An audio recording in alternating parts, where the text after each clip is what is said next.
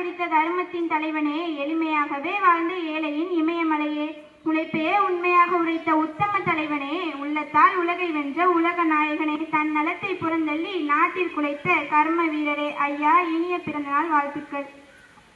நீ ஒரு முறைதான் ஆட்சிக்கு வந்தாய், ஆனால் பல ஆட்சிகள் பேசும் அளவுக்கு நல்லது செய்தாய். எளிமைக்கு நீ ஒரு எடுத்துக்காட்டு. நம் தமிழ்நாடு மக்கள்தான் உன் உயிர் காற்று. உழைப்பால் உயர்ந்த வல்லவர் இவரே, ஊருக்காக உழைத்த உத்தமர் இவரே, நாட்டுக்காக வாழ்ந்த நல்லவர் இவரே, தன்னை மறந்து பிறரை நினைத்து தன் குடும்பத்தையும் மறந்து நாட்டுக்காக வாழ்ந்தவர். பல அணைகள் கட்டி நீரை தேக்கியவர். அந்நீரை கொண்டு விவசாயம் காத்தவர். விவசாயம் செழிக்க மின்சாரமும் கொடுத்தவர்.